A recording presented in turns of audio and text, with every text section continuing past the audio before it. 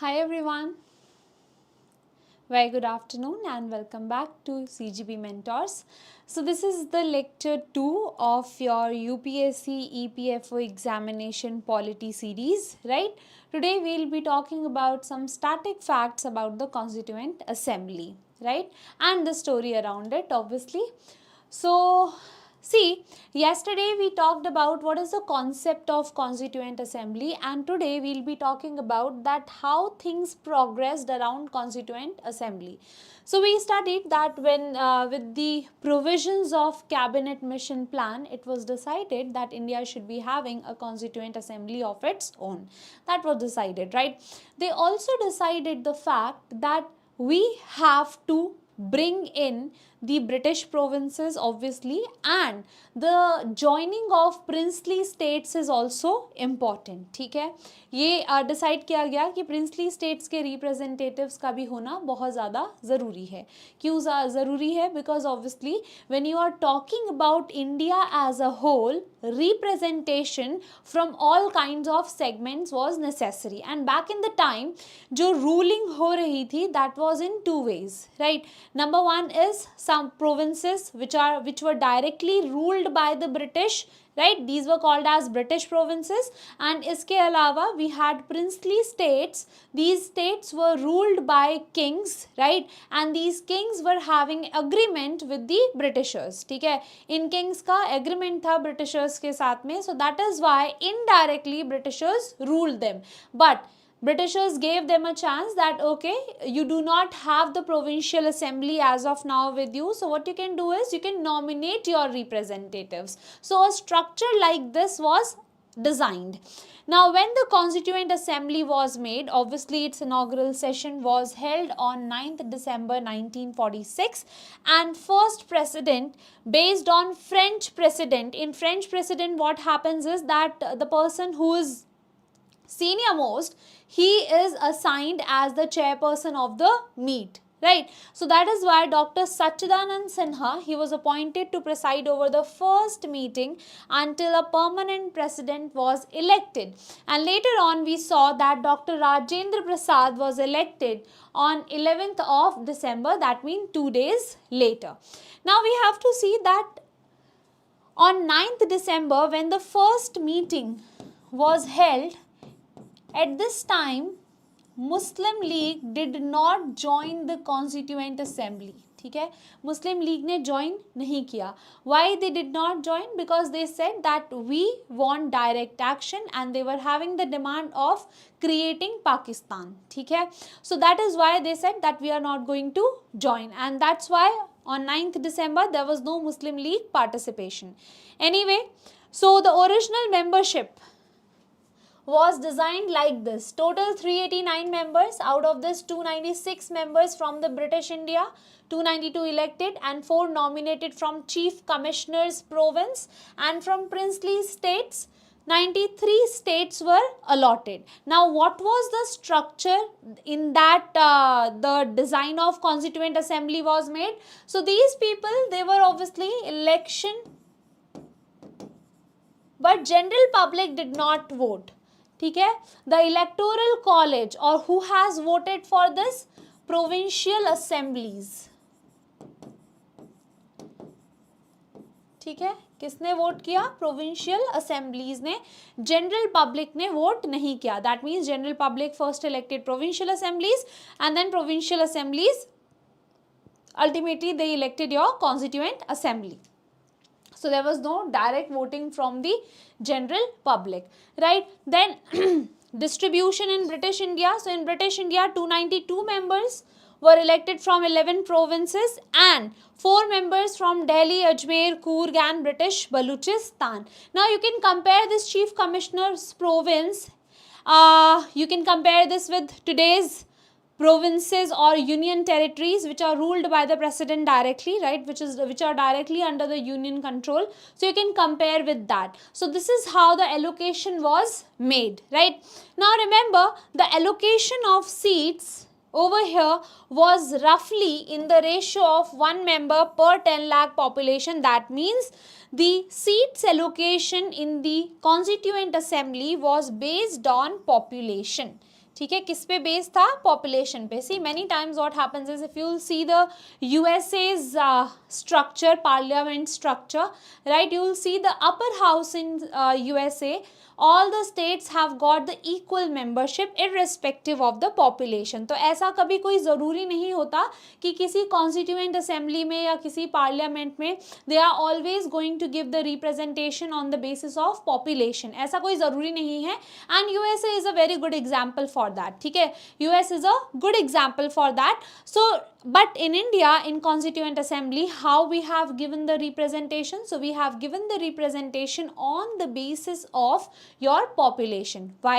Because we were having a diverse country and we wanted that everyone should have the representation. सबके पास जो है representation होना चाहिए. Now moving forward and talking about the composition, so women were also represented from across religious social background, Hindus, Muslims, Sikh, Parsis, Anglo-Indians, Christians, SCs, STs, everybody was represented and professional backgrounds were also there. Now moving forward and talking about the seat allocation, right? So seats in the British provinces. Now remember, when I talked about the seats, I divided it into two broad parts. Number one is British provinces and number two you had your princely states, right? So in this, when I am talking about the British provinces, it was divided among three main communities, that Muslims, Sikhs as well as the general, that is mainly Hindus and non-Muslim communities, right?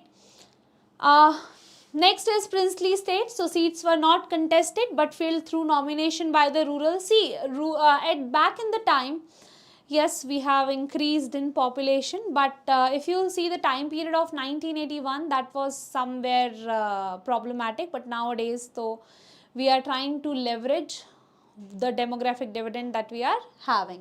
Anyway, so princely states, see, back in the time when the princes have agreed to give away their powers to the Britishers, they wanted something in return, right? If Britishers would have wanted, they could have said the princes that no, we are going to conduct the elections in your provinces also or your states also. But some of the rights has to be given to them, and that is why in princely states, there were over 550 princely states at the time of independence in India. ठीक है, 550 से भी ज़्यादा. And later on, that is something that became problematic. बाद में यही चीज़ जो है आपके लिए problematic बन गई unify करने के लिए भी, right? Unification के टाइम में भी हमें यही दिक्कत आई थी. There were so many princely states and princes wanted some perks in order to give away what they had, right? So over here, if you will see, princely states contest representatives, they were nominated rather than elected. That means the power was given to the prince that they can nominate anyone, and that is why there was no election as such from the prince's side. Now next, just a second, wait.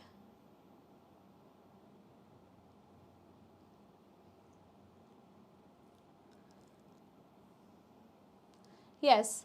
So the principle that we followed was principle representation in proportion to population to ensure fairness. Why we did so? So the method of voting in the Constituent Assembly, if you will see, that was on proportional representation basis. See, in India, we have different communities, right? But you know that Hindus, they have the majority. So if we would have followed simple majority principle, then other communities would not have gotten a chance to send their representatives in the Constituent Assembly.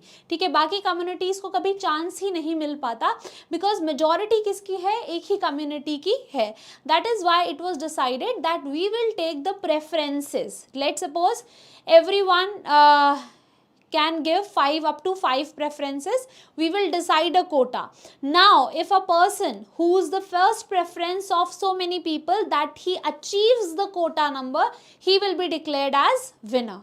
If not, then whosoever's second preferences are there, they'll become the first one. So that's how the shift happens, and there are various advantages of this method, that your vote does not get wasted because you have given 6 names in order of priority. 5 to 6 names you might have given, and that is why it also gives a chance, a fair chance to all the communities, so that they can appoint their representatives, not just the majority community. Okay, so that is why this is also important. Now next we have voting method. So as I have told you, British provinces, they elected the members of provincial legislative assemblies through proportional representation by single transferable vote, right? And princely states, the representatives were nominated by the rulers. General public obviously did not directly vote for the members, because this is general public. They voted for provincial assemblies, right? And these provincial assembly, they elected ultimately your Constituent Assembly. So this is how it went off, right? So electoral college was of provincial assembly.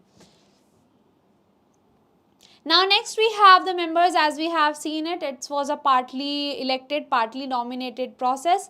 Now there were certain notable absences as well, like Mahatma Gandhi, he did not took a part. Princely states also, they did not participate, they left 93 seats vacant, right? What happened was, initially they were not very optimistic about what is going to happen. They were not very optimistic, and they thought that there is no use of participating right now. So that's why earlier, when the Constituent Assembly inaugurated, Muslim League and princely states, they both did not participate. Later on, when the structure cemented and they thought that okay, now this is going to be working and this has started, they started sending representatives, and this happened post independence also, because of the effort of Sardar Vallabhbhai Patel, right? He unified the India, he brought the princely states into on terms of with union, right? So that is how the process fructified and process developed. Now moving forward,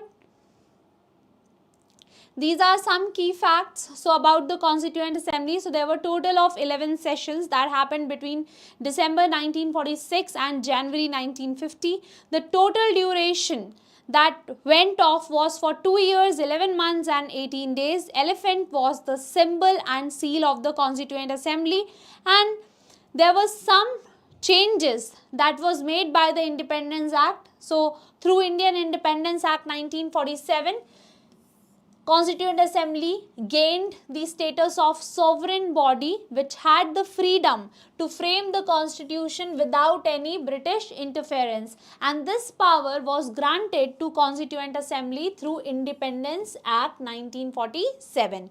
Now it had dual function, legislative body as well as the constituent body. So whenever the Constituent Assembly was the same, right, but it was assigned to different functions. इसको दो अलग अलग functions दिए गए थे, जैसे कि आप whenever this body met as a legislative body, at that particular time it was chaired by G.V. Mavlankar for day-to-day legislative work, because we also needed a sort of parliament to carry out with the function of our day-to-day affairs, right? Because we needed parliament for the law making, for the rule making, for the budget passing, etc., etc. So that is why whenever it met as a legislative body, it was chaired by the G.V. Mavlankar, and whenever it met as a constituent body, it was chaired by Dr. Rajendra Prasad for constitution making. Constitution बनाने के लिए it was chaired by the Rajendra Prasad, Dr. Rajendra Prasad.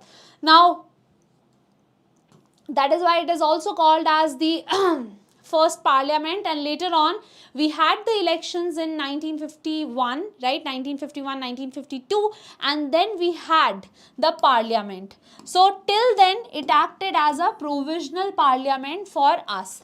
Now post partition and as well as the withdrawal of Muslim League members, the total strength reduced from 389 to 299. Muslim League, see, earlier there was a story of Muslim League also. It's a story of entry and exit. So what happened was, when the elections in the provincial assemblies were held, Muslim League was optimistic, right?